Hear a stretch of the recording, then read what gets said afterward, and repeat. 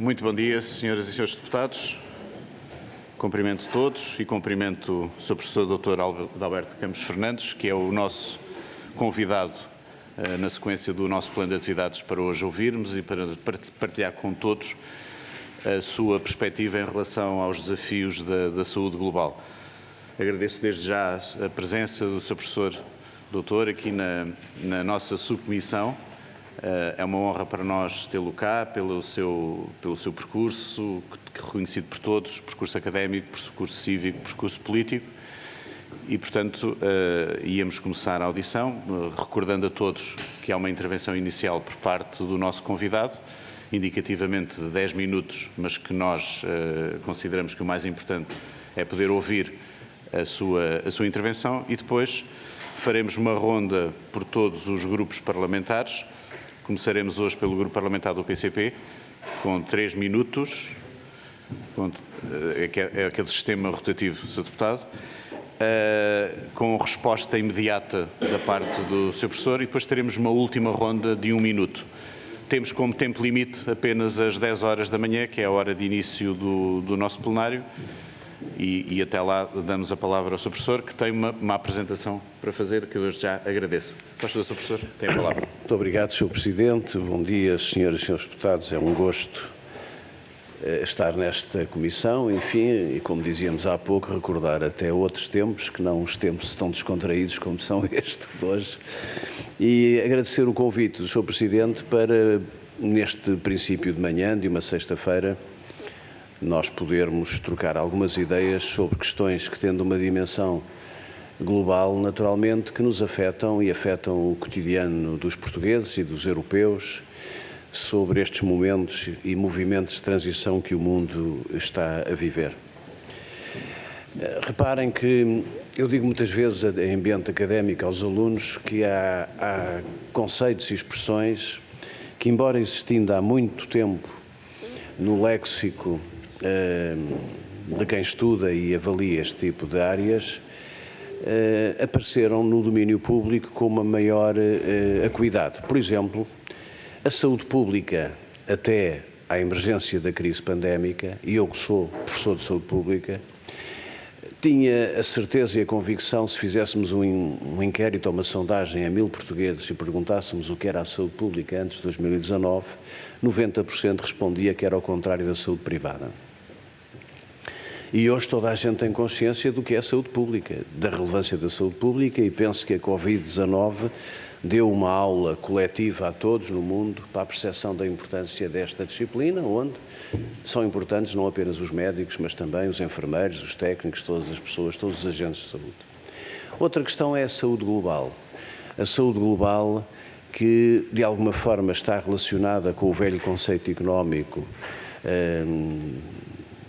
emergente a partir dos anos 80, que tem que ver com a globalização económica do mundo, mas que nos trouxe problemas muito novos, muito sérios, e que nós estamos a viver neste momento no nosso país. Bom, permitia-me partilhar convosco, recordar aquilo que são os Objetivos do Desenvolvimento Sustentável das Nações Unidas, no seu ponto 3, que fixam como uma meta global a garantia do acesso à saúde de qualidade para todos os cidadãos do mundo, em linha com a posição muito estabilizada e muito consensual da Organização Mundial de Saúde sobre a necessidade dos países evoluírem para uma cobertura geral e universal. Esta é a batalha que se põe hoje em dia em termos de justiça social e em termos, naturalmente, de consideração pelos valores humanos e pelos direitos das pessoas, que está muito longe de estar resolvida, mesmo em países como o nosso, que se integram no conjunto mais desenvolvido do planeta. Alguns de nós nesta sala têm esta memória. Nós estamos a pouco menos de um ano do 50º aniversário do 25 de Abril e estamos ainda há alguns anos dos 50 anos do SNS, mas este percurso, que é um percurso relativamente paralelo, não deixa para aqueles como eu têm essa memória mais prolongada no tempo, de lembrar que nós em 1974 tínhamos afeta à saúde em despesa pública menos de 3%. E tínhamos um quadro de indicadores no país de grande dramatismo sanitário. Nós hoje celebramos com muito orgulho, todos, recorrentemente, e eu creio que é aí que estamos unidos, todas as forças políticas, independentemente do posicionamento relativo, que Portugal fechou o ano passado com uma taxa de mortalidade infantil de 2,7 por óbitos por 1000 nado-vivos, que nos coloca, como é do conhecimento geral, nos 10 melhores países do mundo. Mas em 1974, Portugal tinha uma taxa de mortalidade infantil superior a 30 por 1000, valor que nós hoje encontramos essencialmente na África subsaariana e no continente sul-americano, em regiões no próprio Brasil, como sabem, é um país muito dual em termos do pior e do melhor, e até nos Estados Unidos algumas regiões e alguns estados têm problemas deste tipo. Estes 40 anos foram anos de profunda mudança, em que o mundo mudou, se transformou muito. Nós vivemos muito mais em Portugal, como sabemos. Nos últimos 40 anos nós ganhamos quase 10 anos à esperança média de vida. Eu, quando acabei o meu curso de Medicina, olhava para os países nórdicos com uma inveja terrível, porque via uma esperança média de vida muito prolongada. E hoje nós temos uma esperança média de vida que, em alguns casos, ultrapassa países como a Suécia e a Finlândia, sendo que as mulheres portuguesas vivem mais, em média, que as mulheres nórdicas. O problema, isso é um aspecto que, de facto, como a Sra. Deputada está a sublinhar, que nos deixa, naturalmente, muito felizes, a todos, mas não nos deixa felizes na medida em que um sueco, quando nasce, tem uma expectativa de anos de vida saudável de 70 anos e nós apenas de 59. O que significa que nós ganhamos a batalha da quantidade, mas estamos, de facto, muito atrasados na batalha da qualidade. Nós, aos 59 anos, não me levem a mal a liberdade de linguagem, chegamos ao comprimido, chegamos à coleção das doenças, chegamos ao sofrimento. E os seus deputados, com a vontade que certamente me conferirão, por estarmos num ambiente não de debate político, têm que ajudar o país, todos, para sinais que são de profundíssimo alarme. Não é normal que Portugal seja o segundo país da União Europeia com maior consumo de benzodiazepinas, muitas vezes consumidas por formas que não são lícitas, através do consumo direto, da autoprescrição.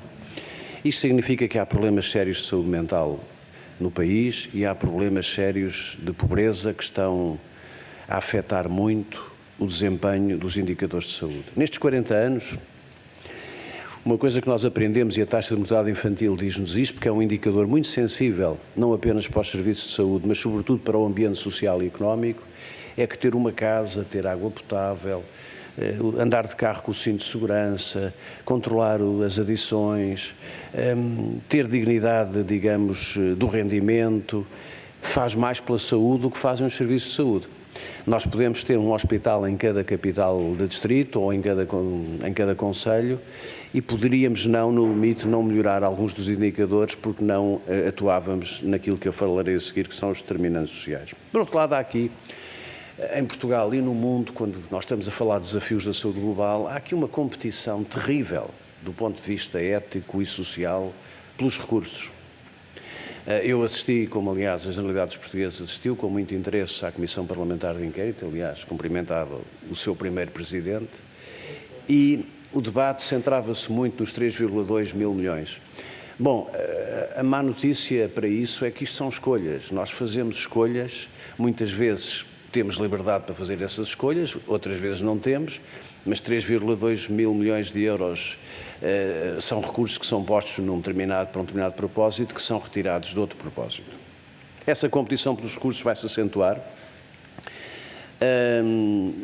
Vamos ter a saúde a competir com a defesa, com a educação, com a economia, com as infraestruturas, etc. Por outro lado, ontem mesmo, numa aula, eu dizia isto aos alunos, que é: a inteligência artificial é hoje uma coisa, é uma curiosidade. Não é? Todos nós vamos ao ChatGPT ver o que é que lá está, o que é que dizem de nós, o que é, fazemos artigos. Aliás, eu não sei, eu presumo que a ação está a ser gravada, mas é uma nota de humor e eu peço-lhe licença. Uma das primeiras vezes que eu fui ao ChatGPT, pus o meu nome e disse que eu tinha sido primeiro-ministro do governo da Troika. E eu fiquei em pânico com aquilo, naturalmente, e respondi ao ChatGPT, está errado. E ele pediu-me desculpa. E dizia-me, qual é a parte que está errada? Eu não fui primeiro-ministro do governo da Troika, foi o Dr. Pedro Passos Coelho. Eu fui ministro da Saúde do governo do... Muito obrigado, e corrigiu. É uma coisa que fica para a minha memória futura saber o que é que a inteligência artificial fez relativamente a esta indução que não é nada tranquilizadora. Bom, mas tirando esta nota do humor a propósito da inteligência artificial, nós estamos no dialbar de um tempo novo que vai ter implicações decisivas em termos globais na forma como nós fazemos saúde, praticamos medicina, exercemos enfermagem, fazemos farmácia. A inteligência artificial não é uma curiosidade. É algo que existia trabalhado em meio académico e científico há muitos anos, com finalidades que estavam muito para além da saúde, sobretudo com finalidades dirigidas à segurança e às questões de luta contra, por exemplo, o terrorismo, os serviços secretos dos diferentes países. Há muitos anos que utilizam este tipo de ferramentas. Também na área económica essas ferramentas são utilizadas, mas chegada à saúde nós temos uma dimensão diferente. E eu falo-vos do que está ali dito na primeira linha sobre a revolução tecnológica, porque a inteligência artificial pode ter, simultaneamente, duas consequências que são profundamente contraditórias. É, por um lado, promover um salto quântico na maneira como nós abordamos as questões da saúde, até a produção, por exemplo, de medicamentos, a investigação, etc.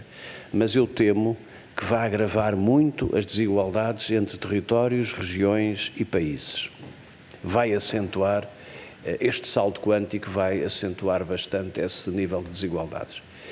E ao mesmo tempo vai transformar, falaremos disso também, o peso e a importância do conhecimento científico.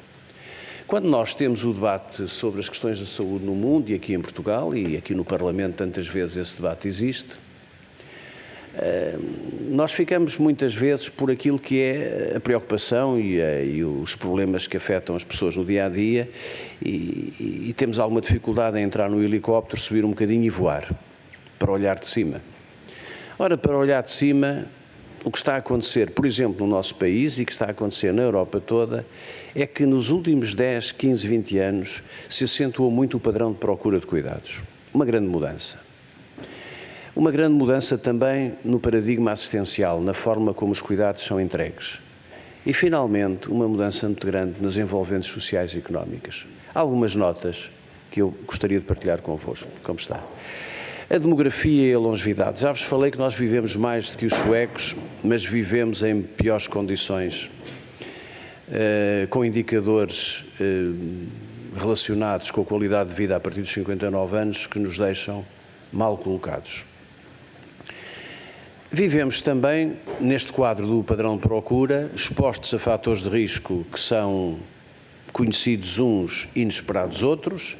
Faço notar que até 2019, na Europa e na OMS, ninguém suporia que o mundo dito moderno, desenvolvido e economicamente potente, podia ser exposto a uma situação que o colocou de joelhos, que foi uma doença transmissível que nós tínhamos a convicção de que no mundo desenvolvido nós controlávamos.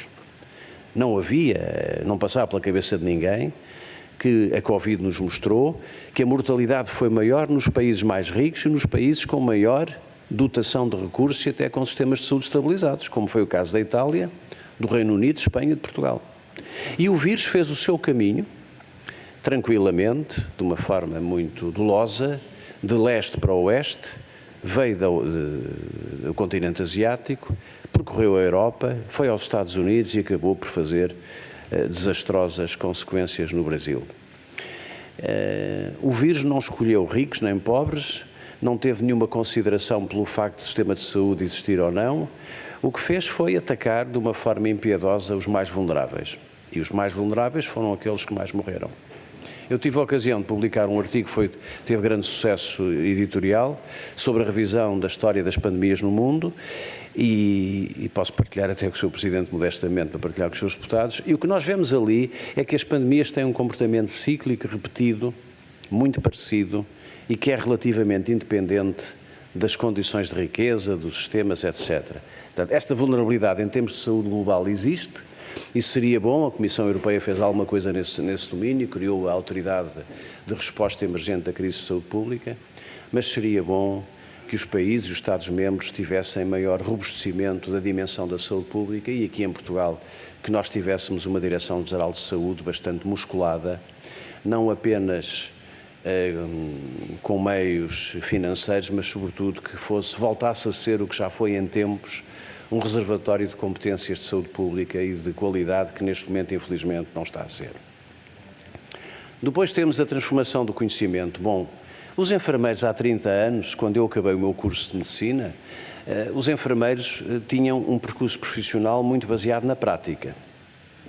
Hoje nós temos muitos enfermeiros doutorados, muitos enfermeiros com carreira académica, com investigação, e hoje a transformação, digamos, no painel ou no mosaico das profissões, a mais relevante do meu ponto de vista, para além das profissões novas, é a enfermagem. E também no mundo inteiro, Portugal nisso está muito atrasado porque tem muita resistência àquilo que é a relação normal das competências acrescidas das profissões.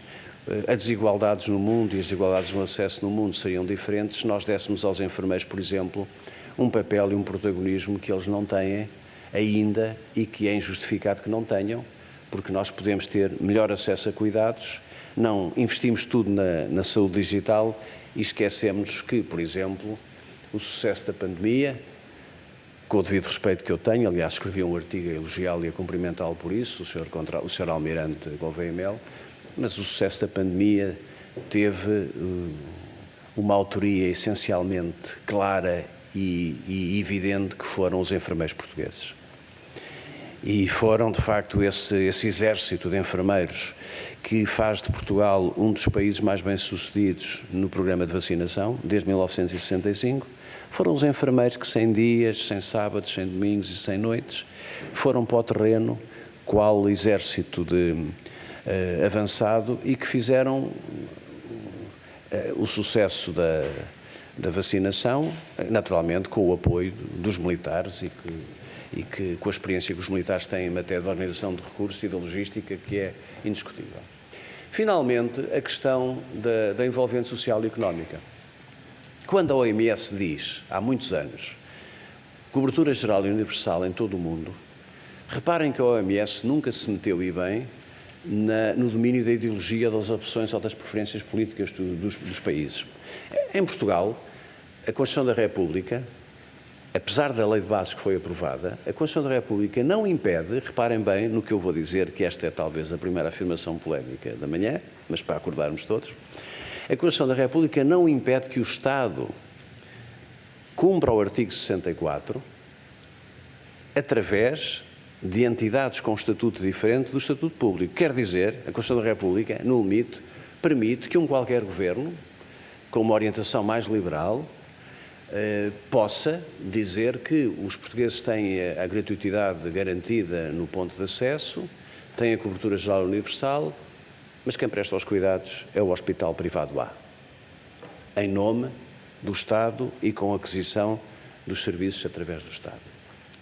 Portanto, esta questão que muitas vezes se expõe, não só em Portugal, mas noutros países, um certo conflito ou de uma certa tensão sobre quem deve exercer a responsabilidade que é pública e será sempre pública de proteger a saúde dos cidadãos, é uma matéria que, do ponto de vista da prestação, pode ser entendida de maneira diferente. Mas há uma coisa que é certa, é que o dinheiro, um dia, lá mais à frente, vai voltar a faltar.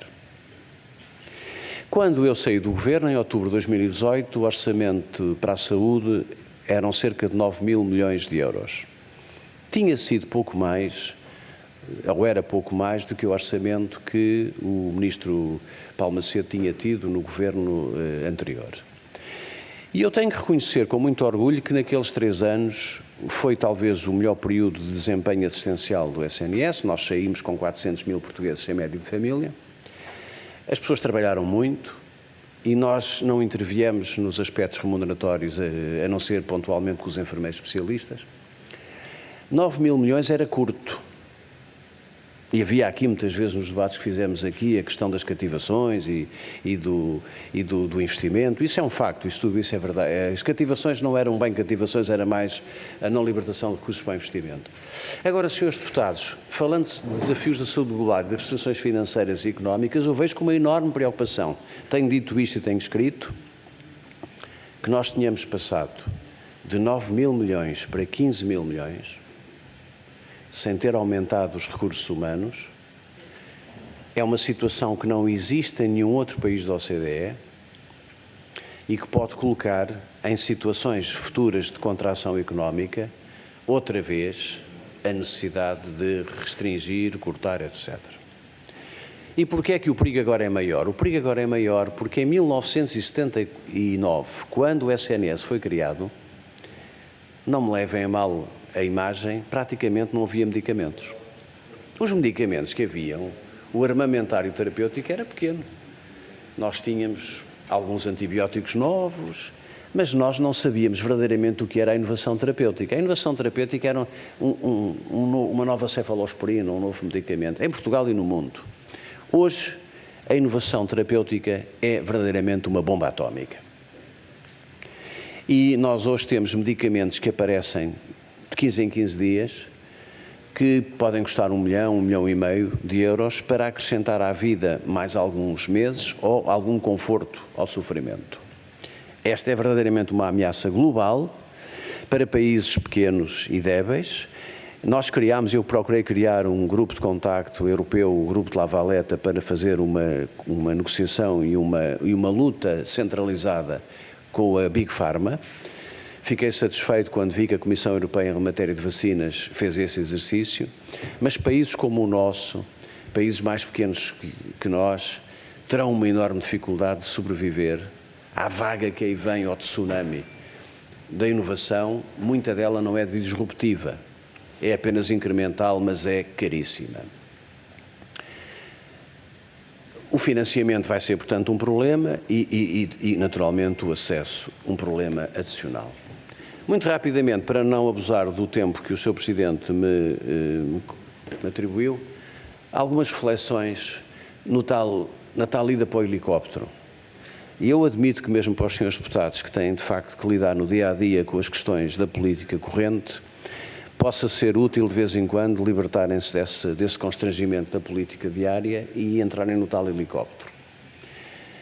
Em 50, 40 anos, o mundo transformou-se numa dimensão, deixou de ter uma dimensão rural para uma dimensão urbana fortemente perturbadora da saúde pública. Nós hoje temos um processo de urbanização brutal, a taxa de urbanização vai ultrapassar os 50%, e em 2050 passará para de 60%, o que significa que um país como o nosso, em 2050, se nada for feito, terá cerca de 9 milhões de habitantes apenas. Provavelmente, desses 9 mil milhões, 7 milhões estarão perto do mar, na faixa litoral. Apesar de tudo, Portugal não tem cidades de dimensão catastrófica. As nossas maiores cidades, considerando mesmo a lógica da área metropolitana de Lisboa e do Porto, andarão entre 1,5, 2 milhões, mas nós não temos cidades como Londres, como São Paulo, como Tóquio, como Nova Iorque. Agora imaginem, os senhores conhecem essas cidades como eu, quais são os desafios que se colocam à saúde pública quando nós agregamos as pessoas e as comunidades em ambientes urbanos com estas características. Quando nós olhamos para a transição epidemiológica, e falei-vos há pouco da revisão que fiz sobre as pandemias no mundo,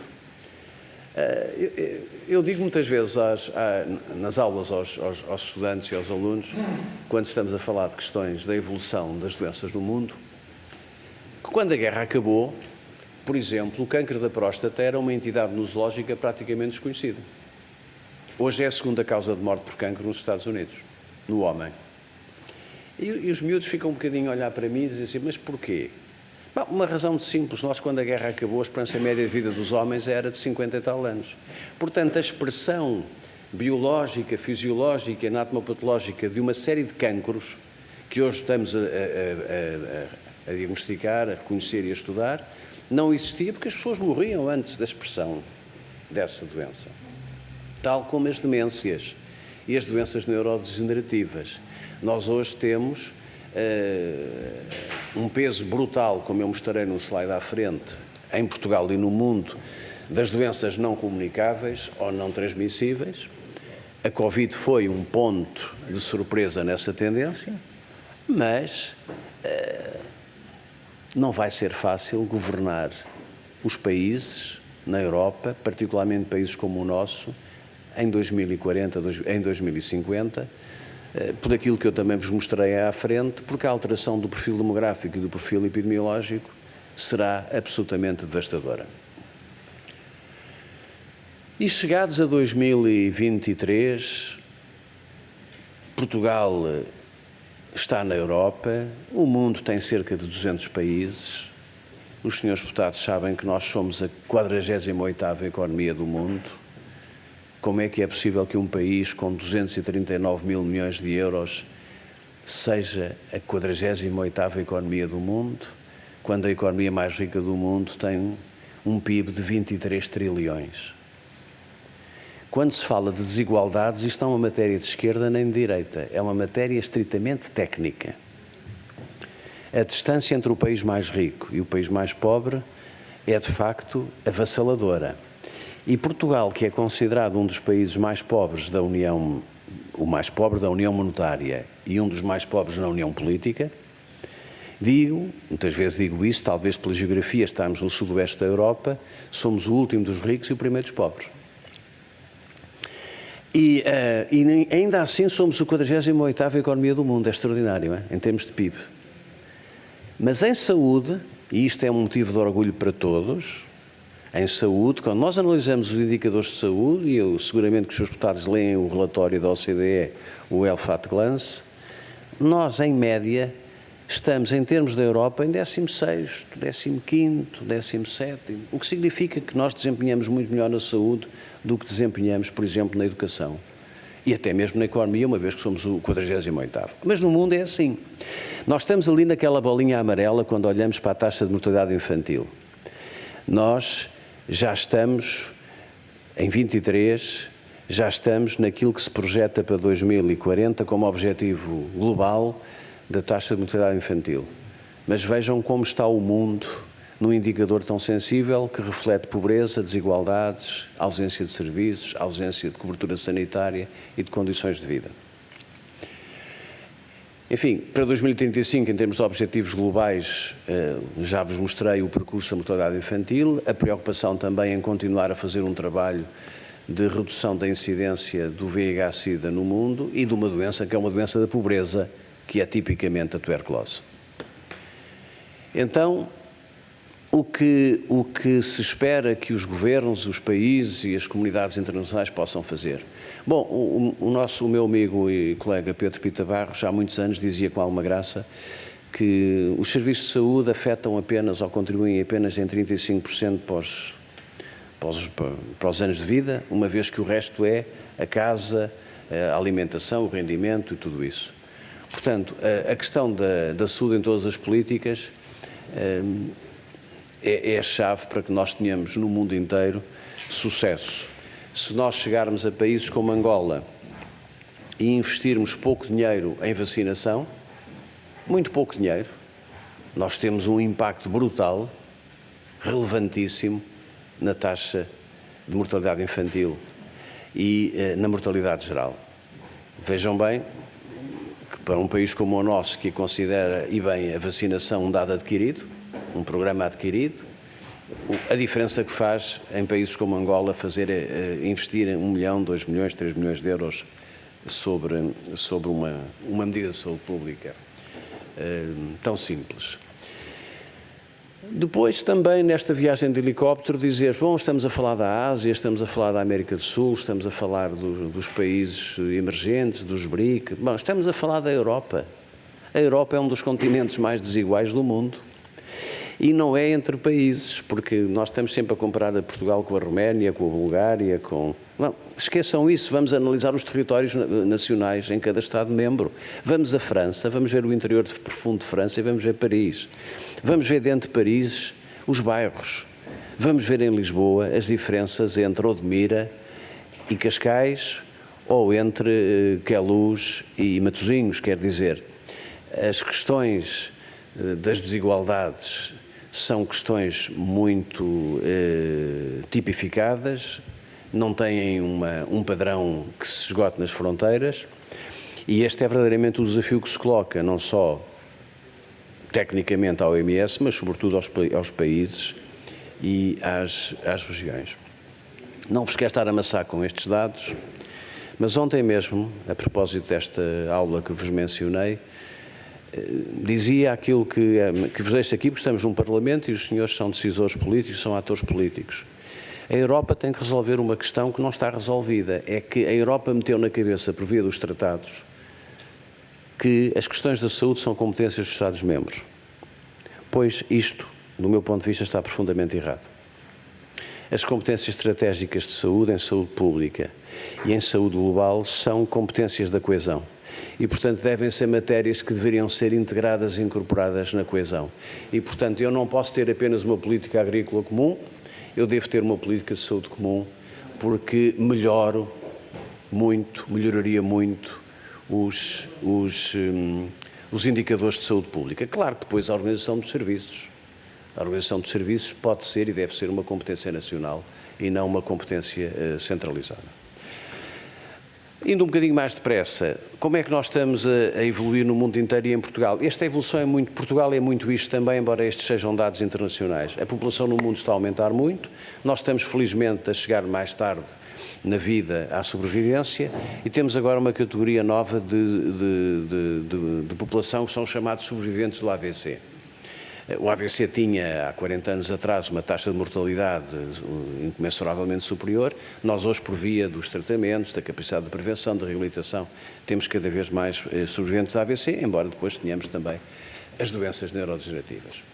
Chamar a atenção para dados que os senhores conhecem muito bem, sobretudo para a última linha. O índice de envelhecimento em Portugal, se nada for feito, passará de 131 atualmente para 307 idosos por cada 100 jovens.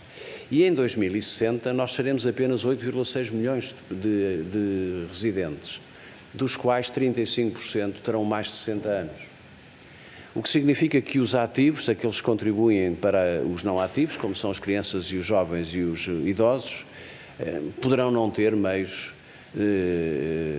digamos, de produção de meios de riqueza suficiente para suportar o país. Eu não sei, nós não estaremos cá, penso eu. Não estaremos cá a não ser os mais novos, a maior parte de nós em 2060 a não ser os mais novos, mas em 2060 a maior parte de nós, pela ordem natural da vida, não estará cá. Mas quem cá estiver vai ver um país deprimido, um país envelhecido e um país com uma baixa capacidade de renovação de gerações e provavelmente com grandes dificuldades económicas. Já vos falei que o paradigma da doença aguda mudou. Em Portugal morrem por ano 108 mil pessoas, das quais 83% morrem com doenças relacionadas com o agregado cardiovascular. Como é que isto vai ser no futuro? Bom, para concluir, vamos assistir a uma progressão brutal, intensa, de um admirável mundo novo. Vamos ter hospitais cada vez menos físicos, cada vez mais tecnológicos. A nossa ida ao hospital vai ser por horas. Vamos ter cada vez mais relações com a cirurgia robotizada, cada vez menos intervenção humana, cada vez mais cockpit, cirurgia mais segura, minimamente invasiva. Vamos ter muito mais hospitalização em casa, domiciliária, um programa, aliás, que lançámos em 2017 com grande sucesso. Vamos ter cada vez menos os serviços em edifícios. Vamos ter cada vez mais cuidados baseados na proximidade e muito mais tecnologia. Disse-vos no princípio que o grande dilema vai se agravar. Como é que nós vamos garantir o financiamento das políticas públicas de saúde neste quadro? Isto é um desafio que se coloca no presente, mas sobretudo para o futuro. Mas há uma coisa que nós não vamos deixar de ter, é esta ideia de que nenhum de nós nesta sala acha bem que se limitem o acesso a cuidados de saúde de qualidade, em tempo oportuno e em função das necessidades dos cidadãos.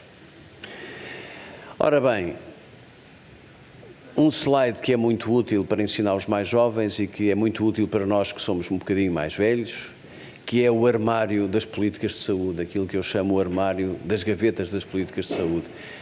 Qualquer pessoa que se interesse por políticas de saúde ou faça políticas de saúde deve andar com este papelinho no bolso. É um papelinho simples que chama a atenção para as gavetas que é preciso ter, sobre as quais é preciso ter atenção. Talvez com uma novidade ali do lado direito, que é um maior investimento que é imperativo na educação para a saúde e na literacia em saúde. Os suecos vivem mais do que nós porquê? Porque têm genes melhores do que nós? Não sabemos, embora o professor Manuel Sobrinho Simões esteja sempre a dizer que nós somos 1/3 de genes, 1/3 de ecossistema e de ambiente e 1/3 de sorte. E é uma expressão muito engraçada porque ele diz com imagem bastante gráfica: nós podemos ter nesta sala pessoas com genética brutalmente boa, uma boa genética, são aquele tipo de doentes que aparecem a fumar aos 90 anos, 2 maços por dia, e dizem que já o avô e o pai fumavam 2 maços por dia e que dão cabo da estatística e que deixam os médicos uma pilha de nervos, são os outliers. Podemos ter, eu dizia-vos, alguém com uma genética fabulosa, resiste a tudo, que vai ao ginásio, faz natação, faz exercício físico e vai na rua e leva com um tijolo em cima da cabeça. E, portanto, esta questão que é a sorte. Esta questão da literacia em saúde e educação é importante. Os suecos vivem mais porque têm um comportamento mais adequado à saúde e têm uma educação melhor. Eles são muito mais autónomos, muito menos dependentes do sistema de saúde e, portanto, esse aspecto, e apanham mais sol do que nós. Nós andamos a discutir a falta de vitamina D quando somos o país da Europa com a Espanha que tem mais exposição ao sol. É uma coisa paradoxal. Bom, terminando, chegando rapidamente ao fim, porque já vai longa esta minha conversa convosco, eu agora aceleraria um bocadinho. O que é preciso fazer no mundo e em Portugal? É preciso cuidar da transição demográfica. Não há PRR, não há questões ambientais, não há barragens, não há comboios, não há aeroportos sem pessoas. E nós, em 2060, seremos um país envelhecido, com mulheres, sobretudo, bastante idosas, pobres, doentes e, naturalmente, esse aspecto não pode ser descurado na evolução. O peso da doença crónica, a inovação terapêutica, o revigoramento da saúde pública. A saúde pública tem que ser revigorada e é indispensável a participação dos cidadãos. Bom, uma nota final sobre o futuro do nosso sistema de saúde neste contexto de transição e neste contexto de saúde global. Nós temos que resolver esta questão dilemática, que é uma questão que ao longo dos anos nos vem, está sempre presente no debate político. Temos que organizar os recursos e os meios, tendo em vista a resposta que está na última linha. Temos que ter mais eficiência, temos que ser sustentáveis, temos que ter equidade no acesso. Equidade no acesso significa não apenas ter muitos médicos e muitos enfermeiros, mas, por exemplo, jamais fechar a maternidade de Castelo Branco, ou jamais fechar a maternidade na Covilhã, mesmo que a população vá diminuindo. Isto são custos públicos que têm que ser assumidos. Procurar resolver a questão da fragmentação, não é hoje o momento para falar sobre isso, mas as ULS e os sistemas locais de saúde são instrumentais para que essa fragmentação seja mitigada. O sistema está muito fragmentado, está muito polarizado, muito pulverizado. E, finalmente, fazer aquilo que procuram fazer aqui, que os governos procuram fazer na Europa, que é a saúde em todas as políticas. Eu vou-vos dizer, com esta nota terminaria, o aumento no rendimento médio das pessoas tem um impacto direto e indireto nos indicadores de saúde muito superior à abertura de um hospital novo numa qualquer região do país. Porquê? Porque as pessoas comem melhor, fazem melhores escolhas, elas próprias interessam-se mais pela saúde. E eu, que sou de saúde pública, a mensagem final que vos deixo é o seguinte: eu só conheço um casamento no mundo que não se desfaz ao dia de hoje, até porque o casamento católico, por via da revisão da concordata, já se desfaz, mesmo o católico. E Portugal, aliás, é hoje na União Europeia um dos países com maior taxa de divórcios.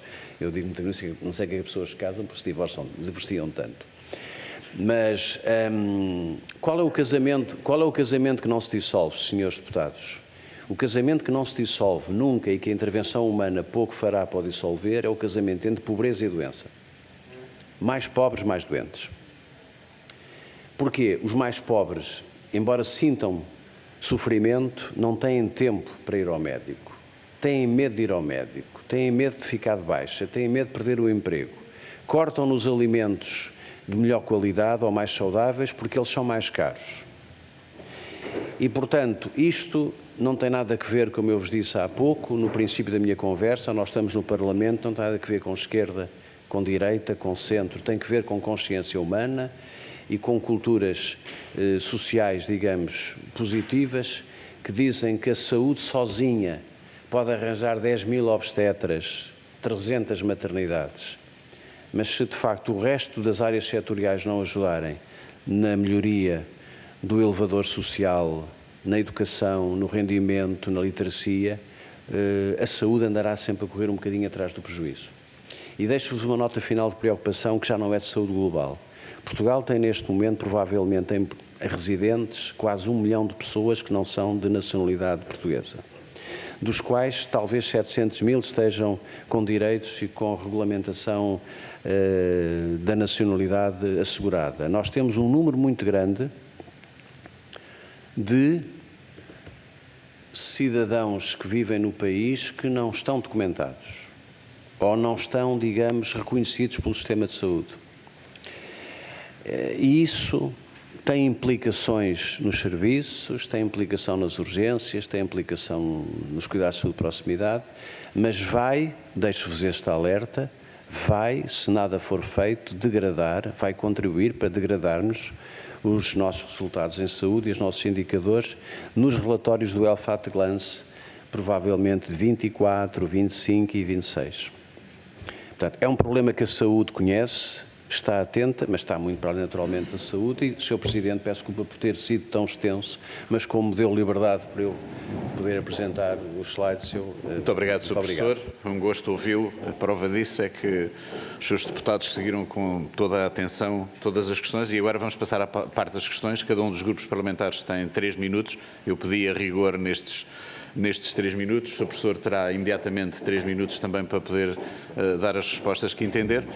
E, portanto, dava a palavra ao Sr. Deputado João Dias, do Grupo Parlamentar do PCP. Muito obrigado, Sr. Presidente. Sr. Presidente, Srs. Deputados, quero cumprimentar a professora Adalberto Campos Fernandes perante a intervenção que teve, que foi bastante extensa. Precisaríamos de bastante mais tempo para poder ter aqui um contraponto relativamente à sua apreciação e àquilo que foi colocando. Mas permite-me, com todo o respeito, e não leva a mal eu dizer isto, para nós que aqui estamos e para quem nos está a ouvir, queria deixar aqui só uma espécie de um alerta, é que o Sr. Professor faz-me lembrar aquele jogador de futebol que joga na ala esquerda, mas depois marca gols com o pé direito. E é isto que olha bem e para aquilo que é a importância do Serviço Nacional de Saúde, defende o quanto ele é relevante, nomeadamente até deixou aqui subliminarmente aquilo que é a necessidade dos cuidados de saúde primários, o quanto a prevenção e o quanto é difícil valorizar a prevenção e traduzir isso em investimento. Bem, enfim, poderíamos discutir muito estas questões, mas eu quero pegar precisamente numa coisa que me parece que é relevante e que importa que todos nós façamos esta discussão, que tem a ver com a promoção do consumo dos cuidados de saúde. Nós, neste momento, estamos a viver, de facto, uma situação em que cada vez mais assistimos a esta promoção, seja em medicamentos, seja em internamentos, seja em consultas, seja em exames, enfim, terapêuticas. Há, de facto, aqui uma indução da procura. E este encontro em que temos que chegar entre aquilo que é a real necessidade da população, a capacidade de satisfação em termos de cuidados de saúde e aquilo que é o excesso do consumo é se calhar uma das nossos maiores desafios. As alternativas que temos é a resposta pública e a resposta privada. E nós hoje olhamos para aquilo que temos feito, e o Sr. Professor falou de quando teve a responsabilidade do Ministério.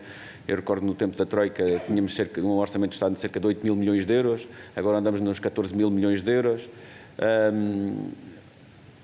E os problemas, isto quer nos dizer que os problemas do Serviço Nacional de Saúde mantêm-se, as queixas em relação ao acesso praticamente são as mesmas, em algumas situações agravaram-se, nomeadamente ainda falamos destas questões de encerramentos rotativos, enfim, poderíamos discutir aqui muitas das coisas. O acesso não está em bom caminho, cuidados de saúde primários com muitas dificuldades de resposta, áreas do país, regiões do país com uma cobertura quase zero, e isto serve para dizer que não é com o dinheiro que se resolve os problemas da saúde, é gastando bem e colocando no sítio certo. E, portanto, nós, na verdade, temos indicadores. O melhor indicador que nós podemos ter é a esperança média de vida ao nascer. É este o melhor indicador que nós temos. E Portugal tem dos melhores indicadores comparativamente ao da União Europeia. A maior parte dos países desenvolvidos tem indicadores muito parecidos, e Portugal, de 2020 a 2019, e, portanto, excluindo aqui a Covid, conseguimos melhorar 5 anos. Os cuidados complexificaram-se. Isto exige mais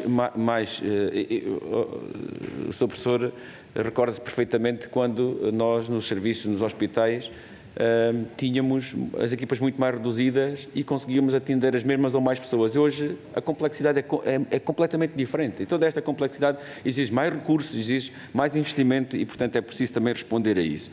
A verdade é que a despesa em saúde em Portugal é bastante abaixo, cerca de 1/3, comparativamente à média da União Europeia. Estamos a falar de 2.300 euros por habitante, quando na União Europeia anda nos 3.500. Onde é que nós gastamos mais? Em ambulatório, em internamentos, em ambulatório 50%, 26% em internamentos, 19% em produtos farmacêuticos. E cada vez vivemos com mais doenças crónicas. Bem, tudo isto, eu estou com muita dificuldade em conseguir enquadrar aqui todas as questões que lhe quer colocar e o enquadramento que quer fazer. E porque os fatores de risco, grande parte deles são ambientais, muitos são comportamentais, e tenho que terminar, nós temos que fazer aqui também investimentos na prevenção. É que é mesmo muito difícil, com os modelos que nós temos, quer de promoção e indução da procura, quer com os modelos que se respondem, nomeadamente com modelos em que o trabalho é incentivado ao episódio, é à peça, é à produção, e isto esquece aquilo que é fundamental, que é a prevenção. Nós não temos cuidados de saúde primários, o que agrava são os cuidados hospitalares, e nós, nos últimos anos, perdemos muitas das camas que tínhamos de internamento. Houve um desinvestimento no internamento. E já agora outras áreas que estão completamente descobertas. Saúde oral. As questões relacionadas com os cuidados... Não tenho tempo. Obrigado, Sr. Presidente. Muito obrigado. Isto é uma reflexão difícil. Vamos fazer ainda para a segunda ronda. Muito obrigado, Sr. Deputado. Passo agora a palavra ao Grupo Parlamentar do PS, Sr. Deputado Paulo Marques. Faz favor, Sr. Deputado. Bem, bom dia, Sr. Presidente, caros colegas, Sr. Professor. Enfim, grato pela aula que nos deu. De facto, é gosto começarmos aqui às 8h30, enfim, para ouvir. E, portanto, isto só prova ser, de facto, que a proposta do Partido Socialista para que o professor Adalberto Campos Fernandes fosse uma das pessoas que nós pudéssemos aqui ouvir na subcomissão da saúde global estava correta, mas também estava correta a proposta do PSD quando propôs a criação desta subcomissão. Bem, enfim, dado que estamos numa circunstância pública, não queria deixar de lhe agradecer, isto é uma questão quase pessoal, o papel que teve enquanto Ministro, nomeadamente do Conselho de onde sou residência, que é Sintra. E recordava só 2 microepisódios. Um tinha que ver com o facto de um Conselho como aqueles ter vedado naquela altura ter um veículo médico de emergência rápida. Hoje é uma banalidade, temos 44 pelo país. Mas no ano de 2016 não tínhamos nem Sintra nem Barreiro, porque alguém tinha decidido não cumprir uma legislação aprovada nesta casa, em que o hospital devia ter um instrumento daquela natureza. Mas também o facto de ter viabilizado, juntamente com o outro professor Mário Centeno e com o Dr. Basílio Horta, a construção do futuro Hospital de Sintra. Enfim, há muito necessário, com variedíssimas localizações, dimensões, mas que hoje é felizmente uma realidade. e em sede PRR temos já 17 milhões de equipamentos comprados para o efeito e, portanto, queria fazer essa nota, que é uma nota exclusivamente pessoal. Em relação à aula que aqui nos trouxe, eu confesso que fiquei quase com desejo de voltar à escola, que bem precisava. Não tenho formação nestas áreas da saúde, acompanho por interesse cívico e político exclusivamente, mas tenho feito um esforço para ouvir pessoas que sabem do assunto, académicos, anteriores políticos, e com eles enriqueço bastante a minha cultura cívica e política, enfim, para melhor desempenho das minhas funções enquanto deputado. Fez-nos aqui uma viagem de helicóptero. Umas vezes andámos de comboio, outras vezes andámos de Concorde, e outras vezes de helicópteros. E eu queria, no meio disto tudo, sinto que se focou no papel do decisor, e eu queria também ouvir a sua opinião em relação ao papel do cidadão. Ou seja, nós hoje de facto temos uma esperança de vida maior, é verdade. Os países têm hoje outras abordagens, outros mecanismos, mais investimento para as questões da saúde. A própria União Europeia, apesar ainda de forma muito precária para uns, exagerada para outros, está a tentar construir uma política comum. Mas há aqui um papel que é um papel relevante, que tem a ver com o papel do cidadão. Isto é,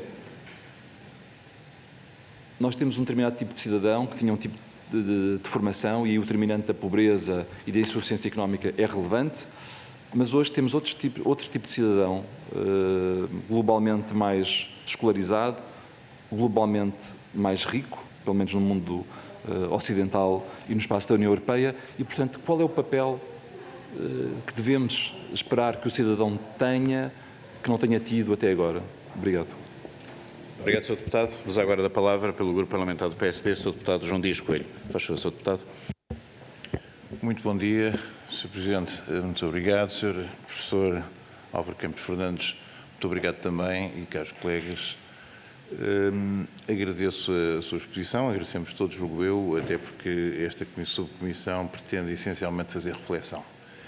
Portanto, o que estamos aqui, no fundo, é tentar enquadrar os problemas globais com solução a nível nacional e também criar um espírito de consensos que possam ser alargados às diversas forças políticas, e por isso mesmo não lhe vou fazer perguntas indelicadas, como seria sobre o Hospital Sintra Amadora ou sobre o novo Hospital de Sintra, que obviamente é limitadíssimo quanto às soluções para esse concelho. Portanto, vou-me dedicar a questões de natureza global e daquele que foi a sua exposição, que me parece que seja o indicado para esta sessão. Grato, portanto, por aquilo que expôs, julgo que tocou aí alguns aspectos. Nós tivemos a semana passada aqui também uma conferência muito importante sobre inteligência artificial, onde o chat GPT foi abordado também, e por isso, a título de curiosidade, digo-lhe que a inteligência artificial, de facto, aprende por si própria, e, portanto, os algoritmos vão criando eles próprios, e daí a problemática que está a ser suscitada a nível global, mas particularmente a nível europeu, quanto aos efeitos que possa vir a ter e a forma de regulamentação que, neste momento, tal está a ser discutido na União Europeia. Mas não é sobre isso que eu iria questioná-lo, é mais sobre duas ou três ideias. Uma que tocou em dois aspectos que eu considero fundamentais, e consideramos fundamentais. Um que tem a ver com o desenvolvimento humano ou alguns erros no desenvolvimento humano, nomeadamente quando falou sobre a questão do desenvolvimento urbanístico nas zonas da orla costeira e os excessos que estão a ser feitos nesse campo, concentrando a população essencialmente no litoral e desertificando, no fundo, o interior, retirando capacidades que existem hoje e que estão a deixar de existir, nomeadamente na área da saúde. Sobre isso, aliás, referenciou a questão das maternidades, dando um exemplo concreto, que acho saudável, porque há vários concelhos com dificuldades a esse nível. E, portanto, julgo que talvez fosse útil termos aí uma ideia em termos de soluções, uma vez que também temos que ter aqui ideias sobre como apostar nas zonas mais deficitárias e com maiores dificuldades, nomeadamente na zona interior do país. Uma outra questão foi os impactos ambientais, e de facto esses são fundamentais, onde a saúde, como sabemos, representa hoje ser, enfim, se fosse um país, seria o 5º maior poluidor mundial. o que quer dizer que há, de facto, aqui alguns problemas globais para resolver e que devem ser resolvidos quanto possível. Eu tenho aqui alguns dados retirados e na Europa, neste momento, em termos de gases de efeito de estufa, nos cuidados de saúde ou derivados dos cuidados de saúde, eles representam cerca de 4,6%, sendo esse contributo em Portugal ainda superior, são 4,8%, o que isto tem em termos de impacto, em termos de morbilidade anual, um número elevadíssimo. Estamos a falar, portanto, de mortes precoces e incapacitados. E estamos também a falar que tal representa cerca de 100 mil toneladas de lixo por ano, lixo esse que tem uma pegada ecológica muito importante, que num doente em internamento é cerca de 4 vezes superior ao cidadão vulgar. Isto representam custos quer para a saúde, quer para a gestão da saúde, mas também, obviamente, impactos ambientais importantes e custos também depois na fase de tratamento. Logo aí, e como um dos projetos que está em discussão dentro dos grupos europeus tem a ver com os Green Hospital, portanto tem a ver com um grupo que tem exatamente a visão de como gerir bem, digamos, os centros de saúde e as unidades hospitalares, eu gostava de ouvir um pouco sobre esta ideia dos Green Hospital, portanto, como fazer as triagens dos resíduos e otimizá-las, como utilizar materiais reutilizáveis, como poder, nas matérias de prevenção também, ter aqui uma aposta. Esta, aliás, era a última questão que lhe ia falar, que tem a ver com a importância da educação para a saúde. Aliás, era um dos itens que aí salientou como fundamental, que tem a ver com a prevenção. O professor falou, mas não deu indicações de políticas setoriais e não só, que possam ser utilizadas. Eu acho que a saúde, que a educação para a saúde é fundamental. Portanto, sem prepararmos as nossas crianças e as nossas gerações futuras para aquilo que devem ser os cuidados alimentares e outro tipo de cuidados relativamente ao não uso, digamos assim, de um conjunto de produtos e também aí haver uma gestão nos alimentos, porque é outros aspectos que eu acho que são importantes conciliar. Gostava de ouvir algumas das ideias das pessoas nesta matéria. Muito obrigado. Uso agora da palavra para as respostas, para 9 minutos, o Sr. Professor Adalberto Campos Fernandes e depois íamos tentar fazer ainda a terceira ronda para termos tempo antes das 10 horas de concluirmos os nossos trabalhos. Muito obrigado, Sr. Presidente. Eu começaria pelas respostas ao Sr. Deputado João Dias e, se me permite, trocando com uma nota de humor, fazendo-lhe uma nota de agradecimento, porque insinuou que eu tinha algumas parecências com o Bernardo Silva, o que é, de facto, manifestamente exagerado em termos das qualidades futebolísticas. Mas, Sr. Deputado, a propósito desta nota de humor, relativamente à imagem que usou com bastante inteligência sobre o futebol, eu quero que também se aplique um bocadinho às políticas em geral e à política de saúde. Nós estamos seguramente alinhados na ideia do que é preciso é ganhar o jogo. E há uma coisa que nós sabemos, é quando os treinadores insistem numa determinada tática e num determinado modelo de jogo, podem passar muito tempo não ganhando nenhum jogo ou não ganhando nenhum campeonato. E repare, eu digo-lhe isto tendo a convicção profunda de que nós, na leitura que fazemos do que é um sistema de saúde, temos, aliás, grandes pontos de consenso. Por exemplo, eu estou totalmente de acordo com a ideia que o Sr. Deputado enunciou, de que nós vivemos muito condicionados pela ideia de que em saúde o cidadão é um cliente que procura consumo ou é um consumidor de cuidados. Ora, isso é um erro no ponto de partida. Nós, sendo o setor da saúde um não-mercado ou um quasi-mercado, não existem relações de oferta e de procura, existem relações de necessidades e de respostas. Nenhum de nós quer ir a um hospital por gosto. Eu não quero ser cliente frequente de um hospital, não quero ter um cartão, eu não quero ter bónus nem prémios, chegar a um hospital e dizerem-me, olha, você já fez 10 ecografias, agora tem direito a um dia de internamento gratuito. Isto é absurdo. Nós temos verdadeiramente ao longo do nosso ciclo de vida necessidades em saúde.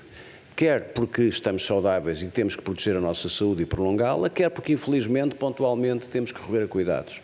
Portanto, estamos de acordo que o sistema de saúde tem uma dimensão de grande complexidade, é uma pirâmide, em que na base da pirâmide estão os cuidados de saúde menos diferenciados e de proximidade, e depois, quando nós vamos subindo na pirâmide, chegamos lá ao topo, onde estão a transplantação, onde estão os cuidados de elevada diferenciação, e esses depende da organização, isso aí depois não vamos entrar nessa questão. Se os governos querem que isso seja privado ou público, é um problema político. Agora, que o sistema é complexo, é piramidal, que nós, cidadãos, temos necessidades e procuramos respostas, e não é um sistema de mercado em que a relação se possa esgotar de que mais cuidados ou sobrecuidados num país como o nosso e outros na Europa, quando olhamos para as médias, nós temos cidadãos com cuidados a mais e temos, pois, infelizmente, cidadãos com cuidados a menos. Portanto, estou de acordo, naturalmente, em relação a isso que disse. Relativamente à questão da prevenção, e isto também foi colocado aqui um bocadinho pelo Sr. Deputado João Dias Coelho, a saúde oral, como sabe, nós lançámos em 2017 um programa tímido, mas, apesar de tudo, um princípio de conversa, que foi a instalação nos centros de saúde de cadeiras de saúde oral. O que eu lhe desejaria, e aliás não o escondo aqui, até já o escrevi, até já o disse ao atual diretor executivo, que, como sabem, foi meu secretário de Estado adjunto, que o país devia pensar na criação de uma rede nacional de cuidados de saúde oral, como tem a Rede Nacional de Cuidados Continuados Integrados. E essa rede garantiria o acesso mínimo às necessidades em saúde oral da população. Evidentemente que o Estado não tem meios nem condições financeiras para dar uma cobertura geral e universal a todo o tipo de cuidados de saúde oral, mas o Estado tinha a obrigação de ter essa rede, em que parte dos cuidados podiam estar residentes nas instalações públicas e a outra parte podia ser um aprofundamento daquilo a que se chama, com uma designação um pouco feliz, o cheque dentista. Eu acho que o cheque dentista é uma designação um pouco feliz, mas era de facto uma rede convencionada para ser supletiva da rede pública e que permitia que os portugueses tivessem essa cobertura geral. Portanto, completamente de acordo. Também completamente de acordo com aquela leitura que o Sr. Deputado faz, que todos na sala fazemos, que é: os nossos doentes hoje são diferentes. Eu, quando fiz os internatos no Hospital de Santa Maria, um serviço de medicina, em média, tinha uma idade média no internamento de 72, 73 anos. Hoje, há dias no serviço de medicina em que o doente mais novo tem 90 anos. Portanto, as coisas estão naturalmente ligadas umas às outras. Os cuidados de saúde hospitalares estão a mudar o seu perfil.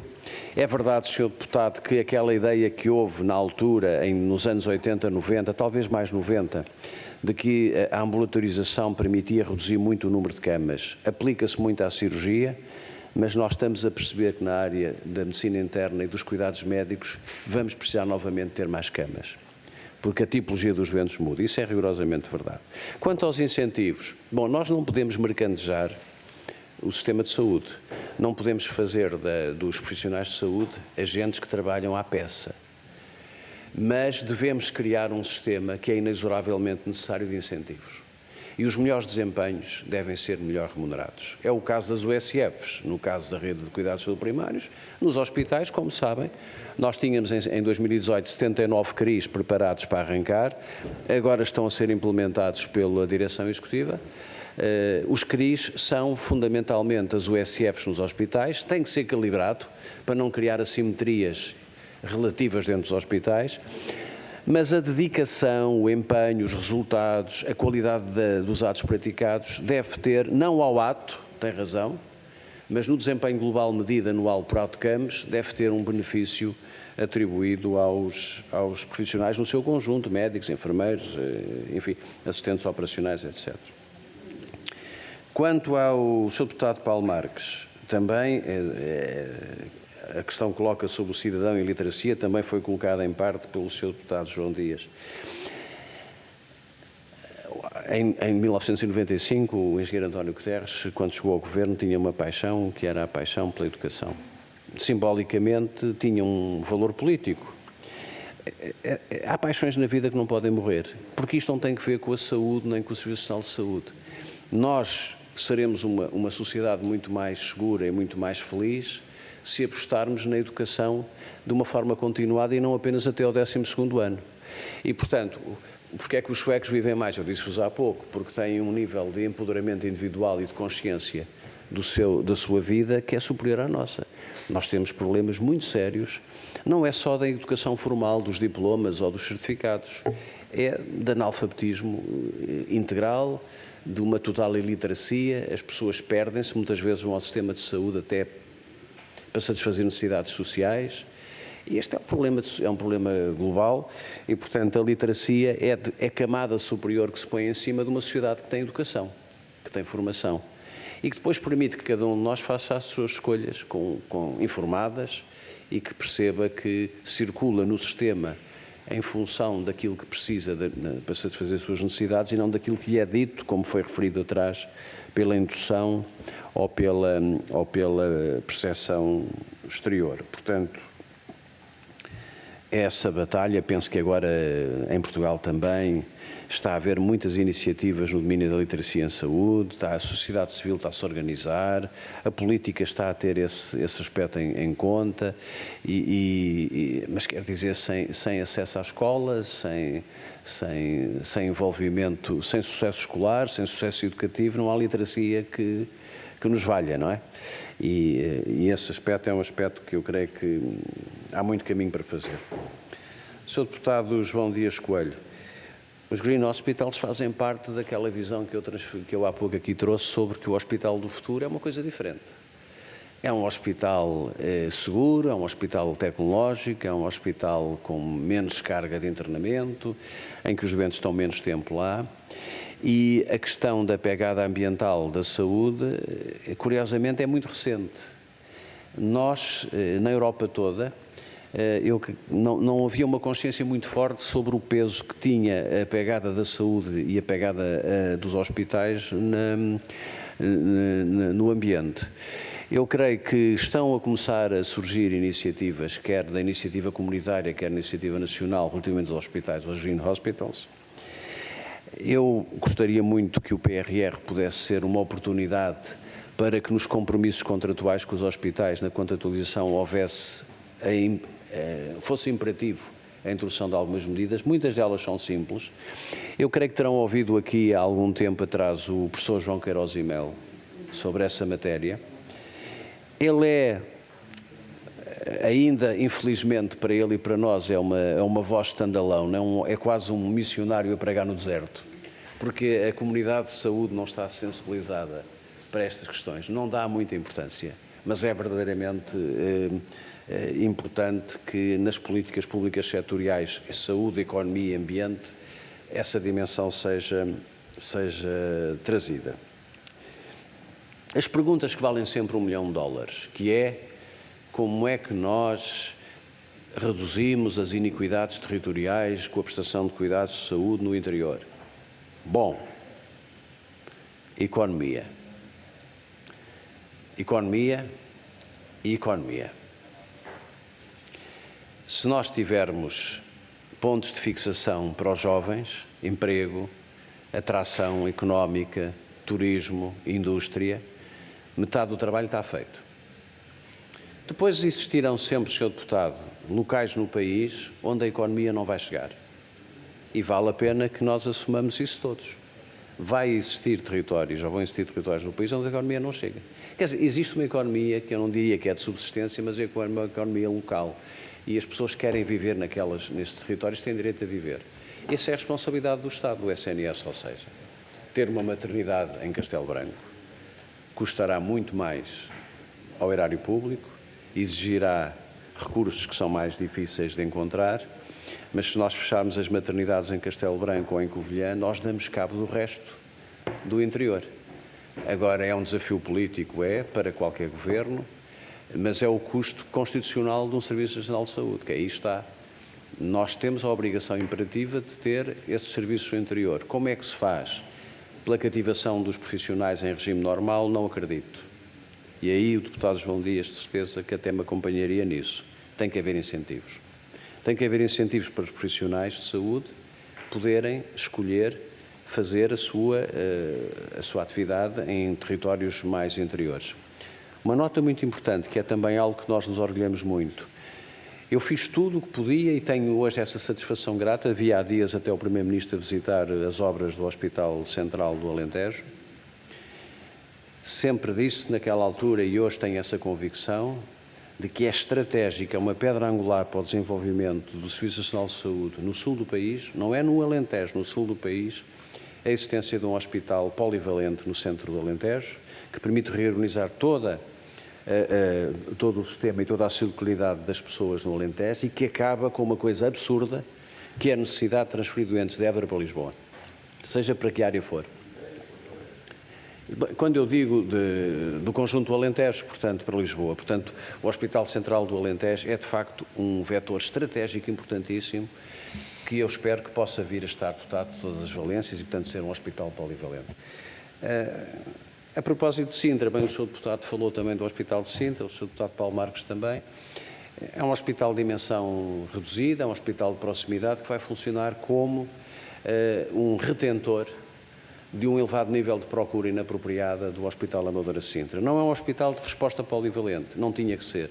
É um hospital de proximidade para que 60%, 70% daquilo que ele vai oferecer vai ser oferecido diretamente no Conselho e vai deixar de diminuir a necessidade de procura de um hospital que está muito subdimensionado, que é o Hospital Amadora Sintra. Sr. Presidente, eu creio que terei respondido às questões que os senhores deputados colocaram. Vamos agora à segunda ronda. 1 minuto. Pedi a rigor aos seus deputados para cumprirmos os nossos tempos. Sr. Deputado João Dias, faz favor, 1 minuto. Muito obrigado, Sr. Presidente.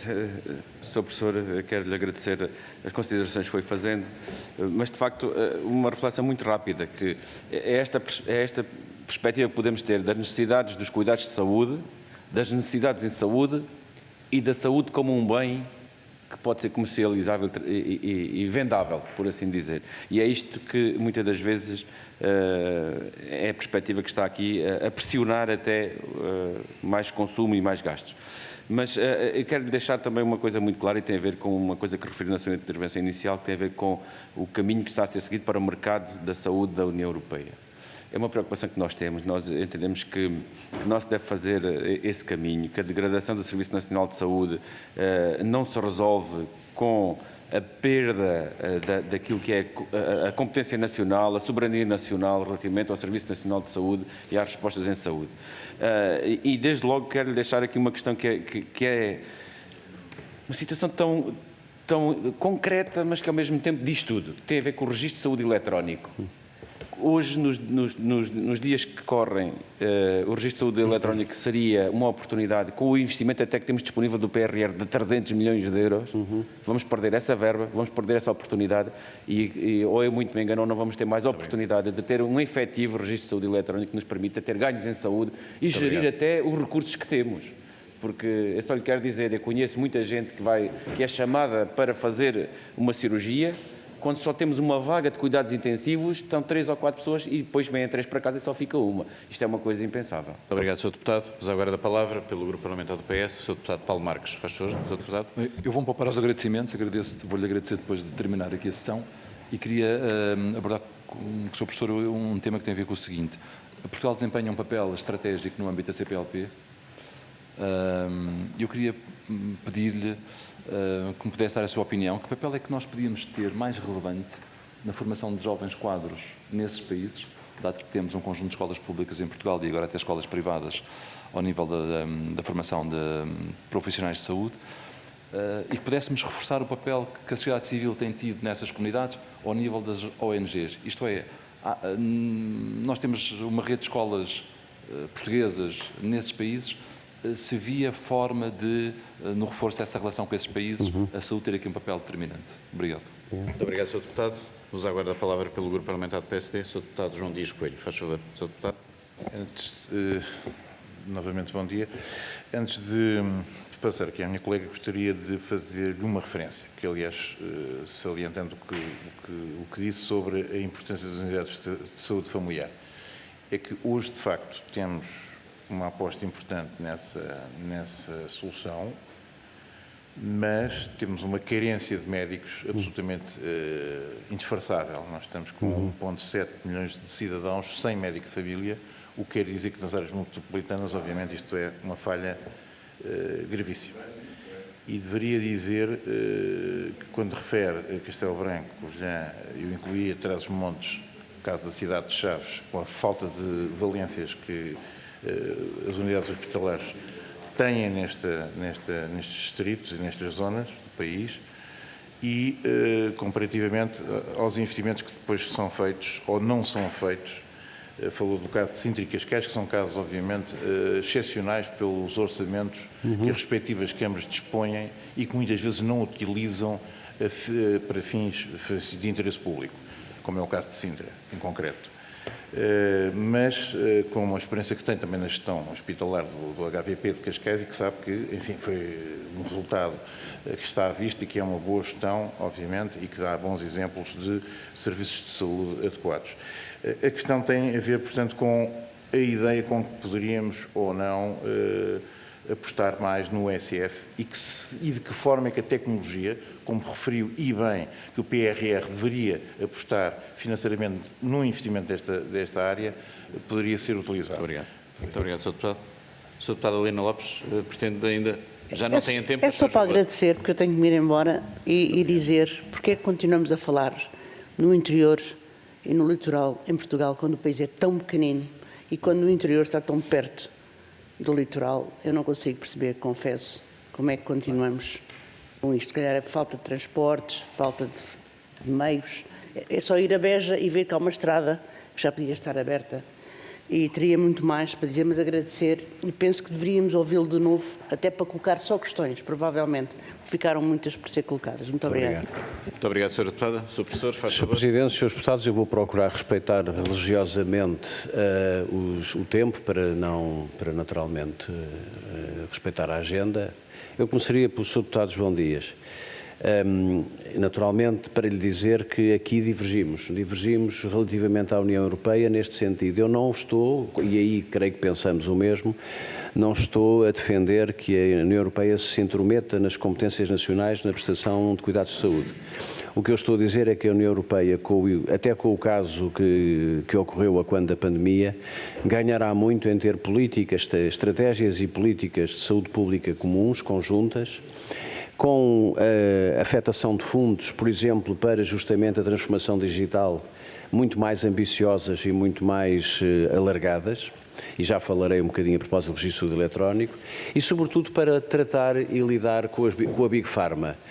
Portugal não tem voz, não tem dimensão. Eu, uma vez numa reunião internacional, fui confrontado com uma CEO de uma companhia global multifarmacêutica que me disse: olha, sabe, a minha companhia tem mais turnover orçamental que o seu país tem PIB.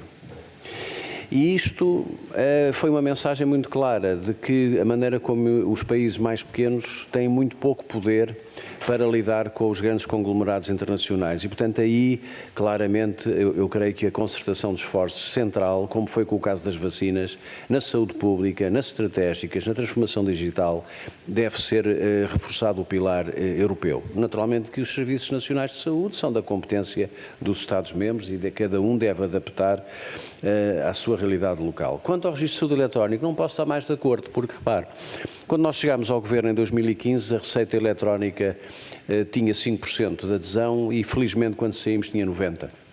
Foi isso que permitiu, quando a pandemia chegou, os médicos pudessem fazer a prescrição dos exames. E já nessa altura nós estávamos a desenvolver iniciativas para implementar o registro de saúde eletrónico, permitisse os MCDTs, permitisse a portabilidade dos dados, etc.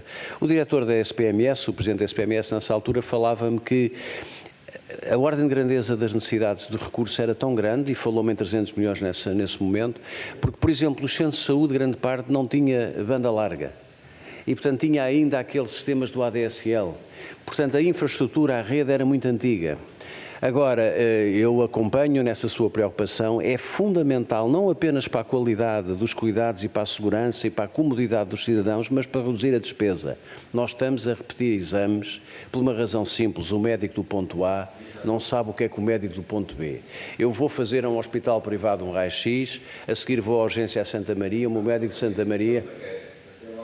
Pois, isso aí, eu creio que há um consenso aqui nesta sala total de que isso é um imperativo estratégico. O registro eletrónico permite comodidade, segurança e redução de custos, mas admite que hajam interesses contraditórios que possam bloquear esta ventilação e esta transparência, porque efetivamente são menos coisas que se vão fazer. Relativamente ao Sr. Deputado Paulo Marques, a CPLP é um espaço que nos seus diferentes domínios nos sabe sempre a pouco. Nós sabemos que o potencial está lá, o que podíamos fazer é muito maior, e na saúde então, como provavelmente o Sr. Deputado conhecerá a realidade desses países como eu conheço, eu estive em Cabo Verde e, por exemplo, vi o que era a colaboração da Faculdade de Medicina da Universidade de Coimbra com Cabo Verde na formação médica. Nós devíamos fazer tudo, e a Assembleia provavelmente poderá fazê-lo, para termos um ecossistema global onde a partilha de recursos e de capacidades fosse grande, porque nós temos muito a aprender com eles. Nós podemos absorver num mercado global profissional, podemos trabalhar muito, podemos ter, não só ao nível das ONGs, mas dos profissionais, pessoas nossas que vão lá mais, porque vai lá muita gente informalmente, como sabe. Mas podemos, de facto, alargar muito a fileira, por exemplo, da formação médica, da formação de outros recursos, da formação continuada, e isso é uma iniciativa que depende da política. Eu creio que, do ponto de vista dos serviços e das universidades, a disponibilidade é total para esse tipo de caminho. Finalmente, Sr. Deputado João Dias Coelho, em relação à questão que coloca das USFs, disse, creio que por lapso, que tínhamos 7 milhões de portugueses sem médico de família? Não, 1.7. Ah, 1.7, percebi. Eu percebi, até fiquei assustado. 1.7. Agora, repare, muito rapidamente, todos aqui na sala se lembram do serviço médico à periferia? Todos aqui nesta sala se lembram que nessa altura os médicos internos chegaram a P7, P8, policlínicos de 7 e policlínicos de 8. Na altura, para resolver o problema da acumulação de médicos, espalharam-se pelo país centenas de milhares de médicos. Houve regiões do país que pela primeira vez viram um médico com o serviço médico à periferia. O Alentejo, no interior norte, nunca tinham visto um médico. Alguns desses médicos ficaram lá. E agora estão todos a fazer 66, 67 e 68 anos. Ou seja, o tsunami da quebra de recursos está-se a fazer porque esses cursos muito grandes estão a reformar-se. Mas o número de médicos jovens formados em MGF, em abstrato, chega. O problema é que eles não estão a aceitar as vagas. Se todos aceitassem as vagas, nós não tínhamos problemas de falta de médicos de família. Há aqui um problema de desalinhamento entre a expectativa dos médicos e a necessidade do país. Esse problema tem que ser resolvido politicamente. E é engraçado que os médicos, não tem graça nenhuma, mas é engraçado ou curioso que os médicos acabam por fugir mais de conselhos como Sintra, onde nós, com o Presidente Basílio Horta e com a Câmara, foi feita uma construção maciça de centros de saúde, todos novos, não é? E de facto, os médicos jovens não aceitam vaga em Sintra, não aceitam vaga na margem sul, por razões que aqui não temos tempo agora para estar aqui a esquartejar. Mas efetivamente há um problema de alinhamento entre expectativas e necessidades, porque os médicos existem. Nós temos médicos de família hoje em dia, formados em quantidade, que tem que ser... O Sr. Deputado fez uma pergunta sobre o Hospital de Cascais e sobre as diferenças do interior, como fixar no interior. Penso que...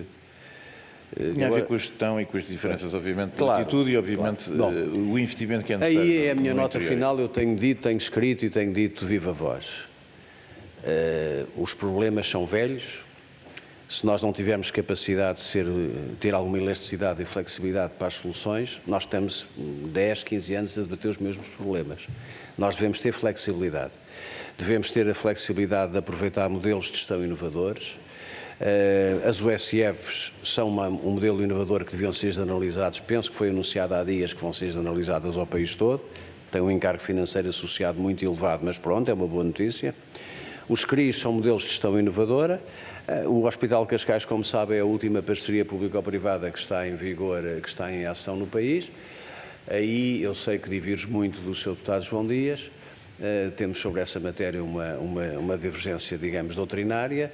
Eu não vi nenhuma utilidade, nem vejo nenhuma utilidade em considerar que a experiência das PPPs, controlada, 4, 5, 6 unidades, seja negativa, na medida em que estabelece um comparador interno que é um irritante positivo, digamos, para a comparabilidade, com regras, com fiscalização, com monitorização, mas enfim, isso é uma matéria que está em aberto e eu acredito que o que funciona bem, como dizem os americanos, if it works, don't fix it, se a coisa está a funcionar bem, não a estragues e, portanto, não tenho muito mais a acrescentar, a não ser, provavelmente estou de acordo consigo nessa matéria. Mas é esta minha capacidade de, jogando na ala esquerda, rematar com o pé direito, que permite-me que, efetivamente, estar de acordo com o Sr. Deputado e com o João Dias Coelho e com o Sr. Deputado João Dias, e é a vantagem de residir no território da moderação, é que, efetivamente, nós conseguimos jogar com os dois pés. Muito obrigado. Muito obrigado, Sr. Professor. Foi um gosto tê-lo aqui e podermos ter a sua perspectiva em relação aos desafios que temos pela saúde global. Esta subcomissão vai fazer o seu trabalho durante esta legislatura. Todas as sessões legislativas organizará uma conferência. Com certeza que nos voltaremos a reencontrar durante este período. Queria agradecer aos seus deputados a presença, aos nossos serviços, a organização dos trabalhos. Dizer que na próxima semana não teremos reunião da nossa subcomissão, teremos no dia 7 de julho a audição do Dr. Delfim Rodrigues e do Dr. Francisco Pavão. Será também, mais uma vez, uma audição às 8h30 da manhã na sexta-feira, mas penso que é a melhor hora para todos nós conseguirmos desenvolver os nossos trabalhos. Desejo a todos um bom dia, muito obrigado e, mais uma vez, muito obrigado, Sr. Professor.